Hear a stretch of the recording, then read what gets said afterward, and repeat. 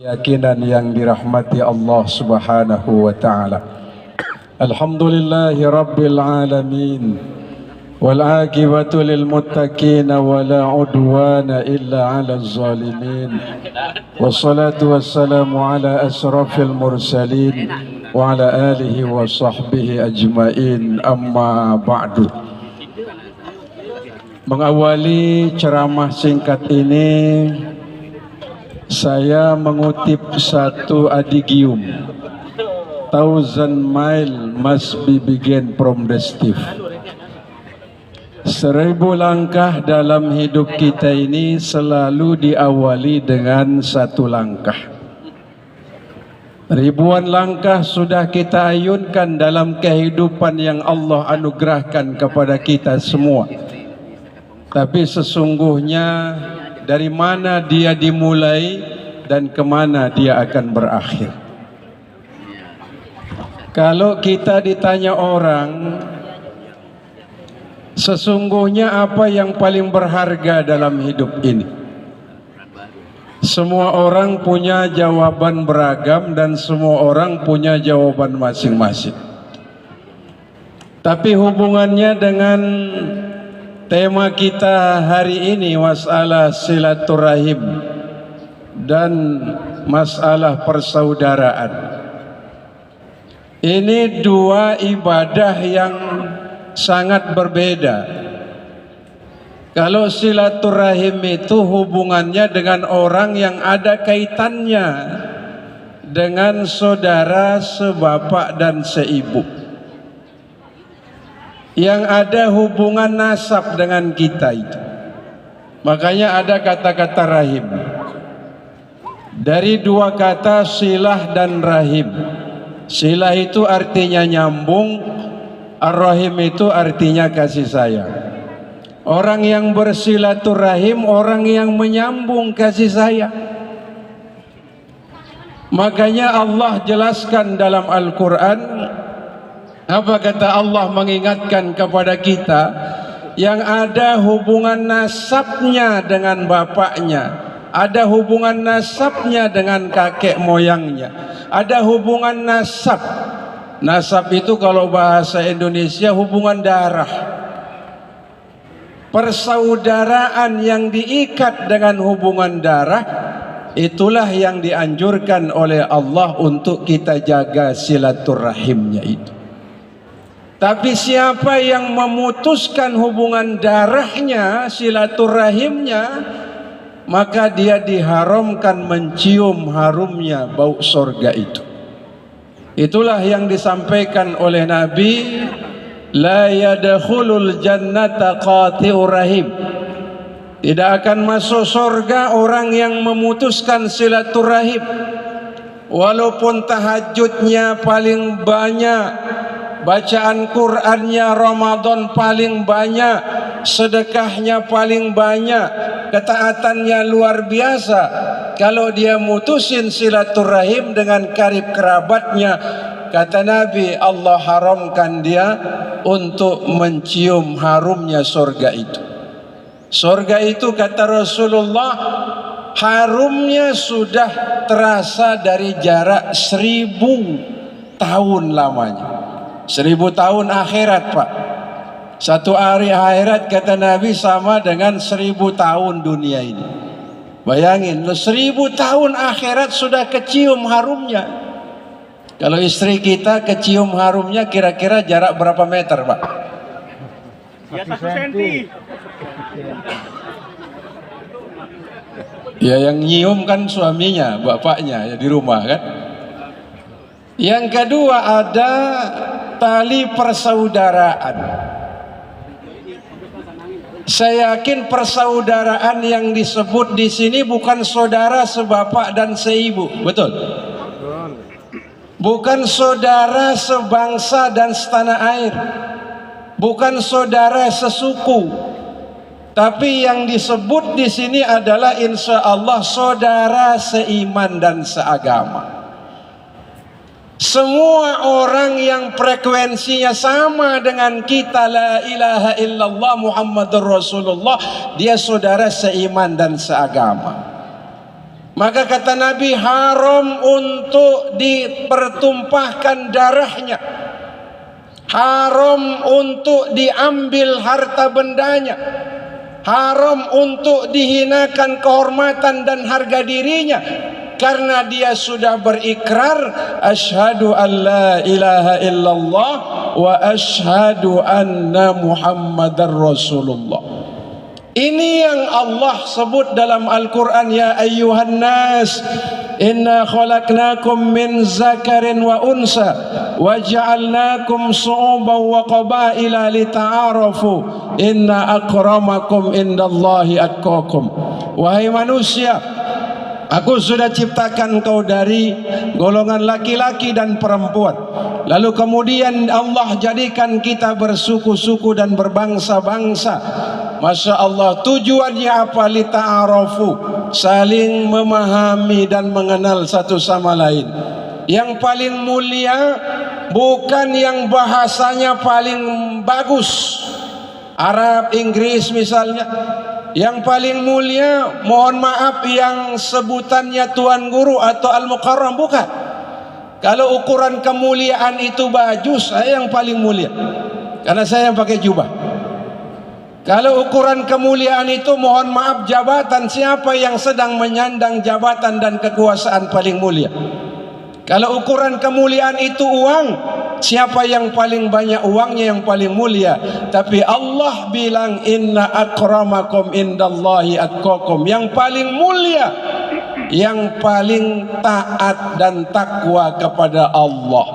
Kalau ditanya apa sih ciri dan tanda orang takwa? Takwa itu Pak Kadis bukan takut istri tua. Mohon maaf.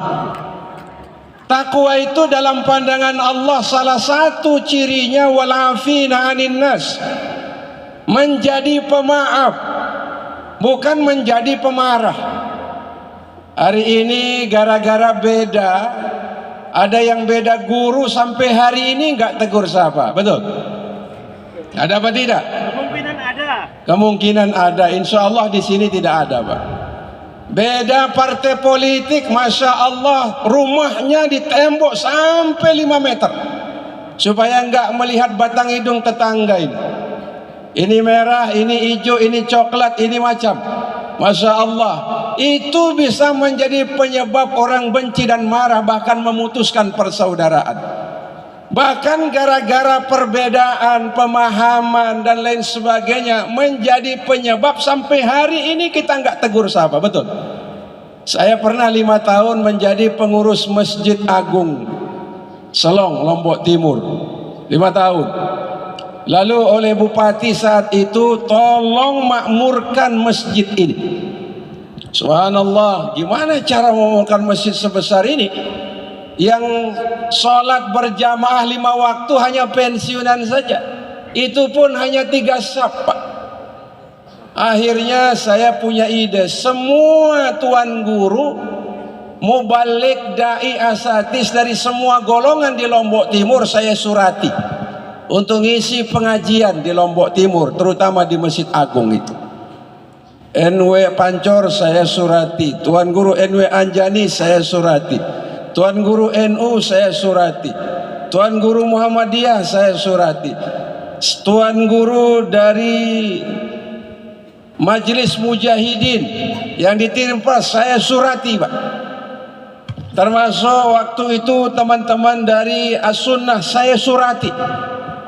Saya kasih jadwal ngisi ceramah tiap malam, Pak, giliran satu-satu. Subhanallah. Begitu satu persatu dari semua golongan ini. Begitu naik satu golongan, besoknya banyak telepon dan WA yang ini bahaya ente tuan guru, dibilang ini memecah belah, mengadu domba, akan menimbulkan hal-hal yang sangat tidak baik di kemudian waktu. Akhirnya saya ajak diskusi beliau-beliau ini, orang-orang besar, Pak, bukan orang-orang kecil macam saya. Saya ajak diskusi, Pak, ini masjid kan milik pemerintah. Pemerintah itu harus berdiri di tengah dan untuk semua golongan umat, harus menjadi lem perekat urusan organisasi, urusan guru, urusan partai, urusan pemahaman, itu urusan masing-masing. Tidak boleh kita justru menghakimi pemahaman orang lain. Apa hak kita memaksakan kehendak kita terhadap pemahaman orang lain? Mungkin seragam kayak seragam Bapak Ibu bisa diseragamkan. Pikiran, hati, perasaan, ide, akal termasuk pemahaman tidak bisa diseragamkan. Betul atau tidak? Karena Allah yang menjawab, walau sa'a rabbuka laja'alan nasa ummatan wahidah. Kalau Allah mau, semua manusia ini menjadi umat yang satu, Pak. Semua beriman, kecil bagi Allah. Betul tidak?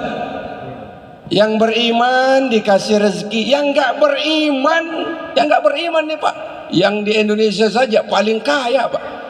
Bapak sebut aja siapa bos-bos besar di Indonesia, punya pabrik, dari pabrik rokok sampai pabrik macam-macam, itu yang punya orang kafir, enggak beriman kepada Allah. Dikasih sehat oleh Allah, dikasih hidup oleh Allah, dikasih rezeki oleh Allah. Yang sholat dikasih hidup, yang enggak sholat dikasih hidup. Betul tidak? Makanya tugas kita itu bukan memaksakan kehendak dan pemahaman kepada orang lain. Di sini pentingnya tasammu. Tasammu itu bertoleransi terhadap perbedaan. Enggak bisa sekali lagi kita seragamkan orang rambut sama hitamnya, tapi cara berpikir orang siapa yang tahu. Maka sejatinya orang yang takwa, orang yang menampakkan maafnya daripada marahnya. Rasulullah sallallahu alaihi wasallam yang kita imani, yang kita ikuti, menjadi panutan kita lahir batin dunia akhirat. Beliau ini tipikal manusia yang sulit marah gampang, maaf. Kalau kita gimana? Gimana Pak? Ya tangan. Sulit marah, oh cepat marah gampang, sulit memaafkan gampang, kebalik jadinya Pak. Nabi sulit marah gampang maaf. Ini ibu-ibu gara-gara lihat chat suaminya di HP 5 tahun yang lalu itu, sampai hari ini direwin terus. 5 tahun yang lalu itu. Allahu Akbar. Tapi ibu-ibu ini baik Pak. Yang mungkin di mana itu? Pinggir gunung. Dulu Nabi ketika Rasul sallallahu alaihi wasallam Fathu Makkah, datang ke Makkah untuk pertama kalinya bawa 10.000 pasukan. Yang 10.000 itu ada yang naik onta, ada yang naik kuda, semua bawa persenjataan, pedang. Subhanallah, bawa pedang, bawa panah. Begitu mendengar baginda Nabi beserta pasukannya datang, semua orang menutup pintu. Ada yang masuk angin mencret, ada yang sakit seketika, ada yang pusat pasi, ada yang ketakutan lari mencari tempat berlindung supaya tidak ketahuan oleh Rasulullah dengan para sahabat dan pengikutnya, karena mereka kebayang Nabi Muhammad datang akan meluluh lantahkan Mekah dan membalas kezaliman yang kita lakukan. Ketika sampai di kota Mekah, ada seorang sahabat mengatakan, ini hari pembalasan. Kalian di masa lalu mengusir kami, mengusir Nabi kami, melempar Nabi kami dengan kotoran dan disambit dengan yang tidak baik. Kalian hina dan lecehkan kami beserta Nabi di masa lalu. Hari ini akan kami balas kezaliman kalian. Nabi mendengar itu langsung naik ke ontanya, langsung berkata, tidak ada hari pembalasan. Haza yaumul marhamah. Ini hari kasih sayang.